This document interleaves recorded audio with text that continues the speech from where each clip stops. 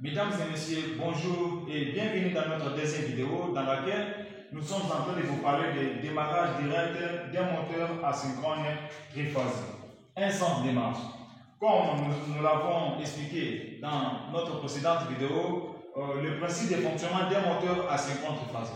Alors, dans la vidéo précédente, je viens de vous expliquer comment on peut coupler un moteur dans le couplage étoile ou soit le couplage triangle. Maintenant, ici, nous allons vous montrer directement comment faire maintenant un démarrage direct, un sens démarche. Alors, je vais commencer par tracer le schéma de puissance d'un moteur asynchrone triphasé, démarrage direct, un sens démarche. La première chose, nous allons commencer avec la source de tension qui est triphasée, RST. Dans d'autres livres, vous allez trouver on a écrit L1, LD, L3, mais moi je représente RST. Ici nous avons la tension de 3 fois 380 volts barre 50 Hz. 50 Hz c'est la fréquence que nous utilisons chez nous en RDC. Je ne sais pas, chez vous, là vous me suivez, vous utilisez une fréquence de 60 Hz ou soit une autre fréquence. Alors, ici nous allons prendre maintenant la source de tension pour démarrer notre moteur asynchrone triphasé, un sens démarche. Ici, nous allons mettre ce qu'on appelle un sectionnaire.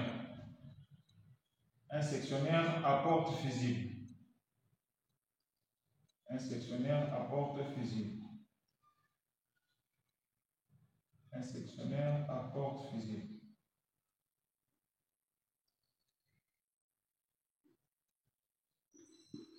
Même vous le savez, un sectionnaire, son rôle est d'isoler ou soit de séparer les circuits du moteur avec toute source de tension. Alors, le sectionnaire ici, c'est un appareil qui ne supporte aucun pouvoir de coupure. Donc, lorsqu'on parle de pouvoir de coupure, cela veut dire que c'est un appareil qu'on ne peut pas enclencher en charge. Alors, nous allons passer, on arrive ici au niveau des contacteurs. Contacteur moteur. Un appareil électromagnétique à commande à distance. Un contacteur. Le contacteur qu'on appelle K1. Le contacteur a la borne A1 et aussi la borne A2. Alors, après les contacteurs, nous allons voir ce qu'on appelle la protection thermique, la protection du moteur. La protection du moteur.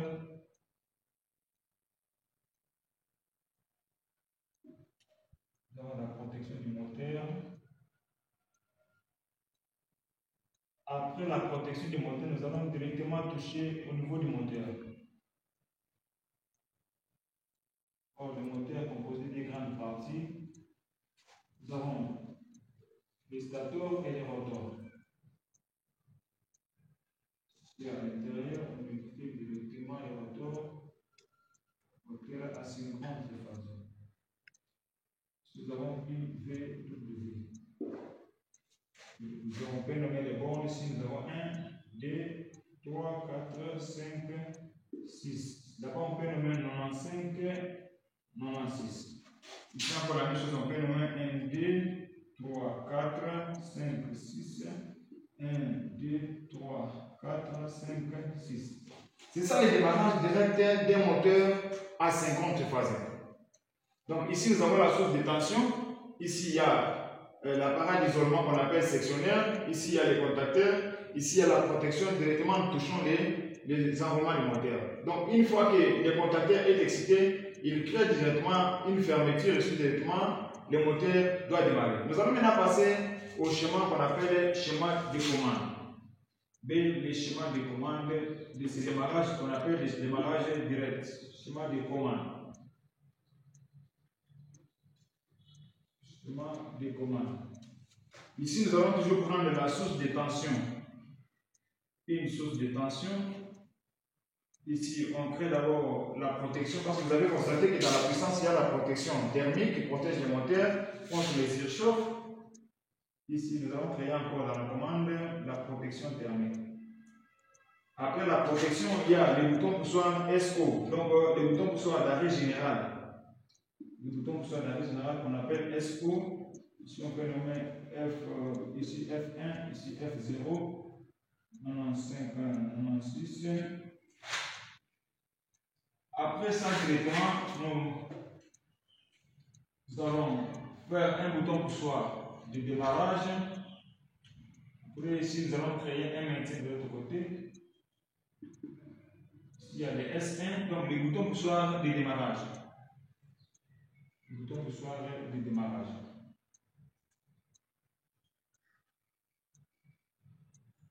Ici, nous avons les lettres.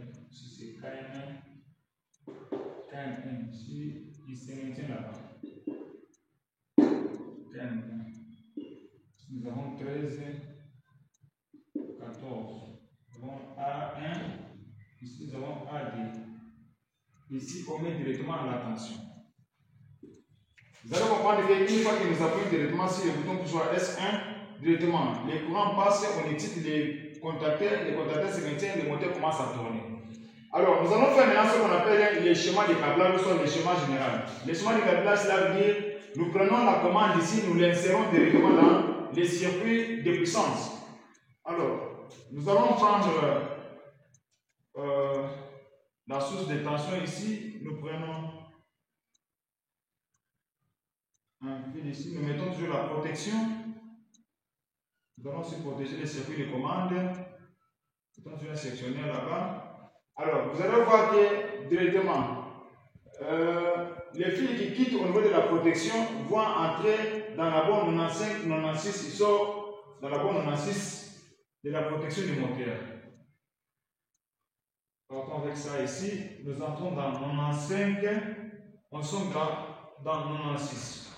96 directement doit entrer dans les boutons poussoirs qui est normalement fermé, qu'on appelle les SO. Les SO, on peut placer ça à partir d'ici, les boutons poussoirs qui est normalement fermé. Les fils viennent directement entre à partir de là. Et la sortie doit entrer dans S1. Donc on peut mettre les deux boutons poussoirs ici en série directement ici. Les S1, les boutons poussoirs normalement ouverts, de démarrage. Alors, les S1 directement partent au niveau de A1 du contacteur.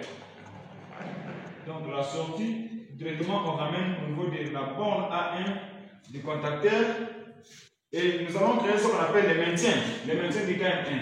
Les maintiens, on peut placer ici devant son schéma de puissance. Alors, on peut les récupérer à partir de S1. Au-dessus de S1, c'est ici. On peut récupérer ça. On peut prendre ça à partir d'ici. On part avec. Et on met directement là-bas. Et puis, la sortie 13, 14 sera en bas de S1. Donc, on peut récupérer ça à partir d'ici. En bas de S1. Donc, je vais prendre ça à partir d'ici.